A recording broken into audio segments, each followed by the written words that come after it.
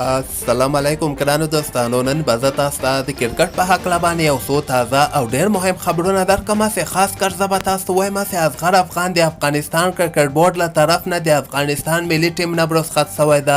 بل به زه تاسو ته هغه T20 بلاست چې کوم د نن شروع شوی خو د افغانستان لوبغاړو د محمد نبي او قیس احمد او د نوین الحق ټیمونو لوبه ترسره کړله، خو یو افغان لوبغاړی په نن لوبه کې یعنې شتون نه درلوده. د دغه لامل څه و هغه به هم زه تاسو ته وایم.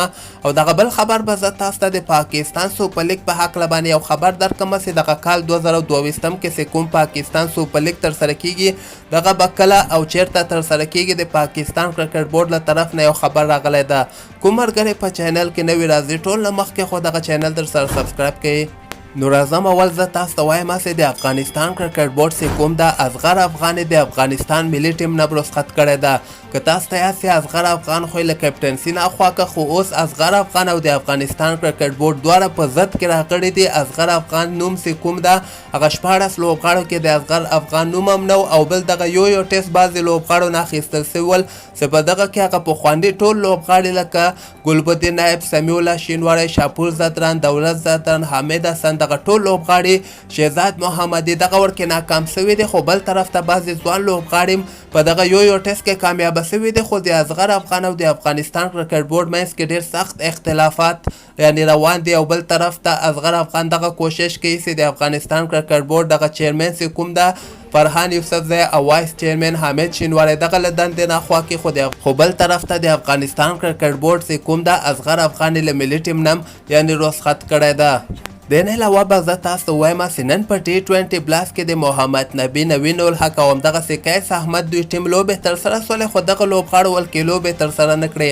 یو افغان لوبغاړی نن په T20 بلاست کې لوبه ترسره نه کړله. لامل یې دغه و چې دغه بعضې لوبغاړي د افغانستان لوبغاړي چې کوم دی دغه کرنټین سوي ول هلته، یعنې قیس احمد لږ غوندې ناوخته انګلینډ ته رسېدلی و. محمد نبي کرنټین هم که خیر ختم ده، دغه کرنټین نه وروسته دوی ورباندې یو ځل بیا ټیسټ کوي.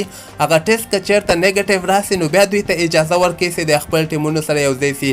نو که خیر یې دغه د T20 بلاست لوبې چې کومې دي راتلونکي کې هم ډېرې زیاتې لوبې ترسره کېږي. او زه به تاسو ته وایم چې سبا ته په T20 بلاست کې د افغانستان نوین الحق او مجیب زدران دوی ټیمونه چې کوم دي دغوی سره لوبې ترسره کړي. دغه اولنۍ لوبه چې کومه یوه ده دغه د نوین الحق ټیم چې کوم ده لیستر شایر په نوم باندې چې کوم ټیم ده دغه لوبه که خیر د شپې 10 بجې د افغانستان په وخت باندې شروع کېږي. او دغه مجیب زدران دوی ټیم چې کوم ده میډل 6 په نوم باندې چې کوم ټیم ده دغه کې مجیب زدران لوبېږي. دغه لوبه 10:30 بجې که خیر سبا ته دغه لوبه شروع کېدونکې ده چې 10 جون باندې دغه لوبې شروع کېږي. او تاسو کولی شئ دغه لوبې سټار سپورټ، سوپر سپورټ او همدغسې په یوټیوب کې هم دغه بعضې کومې لوبې چې لایو نشر کېږي هغه تاسو لایو هم کتلی شئ. او بل به زه تاسو ته د افغانستان شهزاد محمدي په هکله باندې یو ډېر بد خبر درکړم چې د افغانستان کرکټ بورډ له طرف نه دغسې خبر ورکول شوی ده چې شهزاد محمدي یو ټیسټ چې کوم ده هغه ناکامه کړی ده.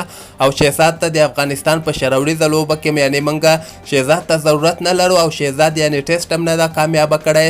نو دغه ډېره مشکله شوله چې د شهزاد محمدي لپاره چې د افغانستان ملي ټیم کې یعنې ځای پیدا کړي، ځکه راتلونکي کې د افغانستان پاکستان سره هم سیریز ده او نړیوال جام کپ کوم چې شروریزه ورلډ کپ ترسره کېدونکی ده.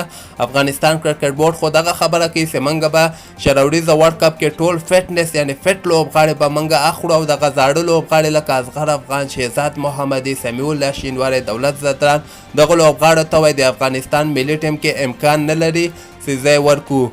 او د نه علاوه به زه تاسو ته د پاکستان سوپر لیګ په هکله باندې یو خبر درکړم چې د پاکستان رسنیو نه یو خبر راوتلی ده چې راتلونکي کال 2022 کې چې کوم پاکستان سوپر لیګ ترسره کېږي دوی وایي دغه لیګ به په پاکستان کې ترسره کېږي. او دغه به د کال 2022 اولنۍ میاشتې یعنې جنوري میاشتې کې به موږ دغه لیګ ترسره کوو. مخکې که تاسو ته یاد سي دغه به فروری میاشتې کې ترسره کېدونکی و، خو دوی وایي دغه کال 2022 کې چې کوم پاکستان سوپر لیګ ترسره کېږي دغه به جنوري میاشتې کې ترسره کوو. او دوی وایي پاکستان کې به ترسره کوو. دوی وایي چې دغه فروری میاشتې کې بیا استرالیا یعنې پاکستان ته سفر کوي. نو د استرالیا سیریز لپاره موږ به د پاکستان سوپر لیګ دغه کال 2022 کې چې کوم ترسره کېږي هغه به اولنۍ میاشتې کې ترسره کوو.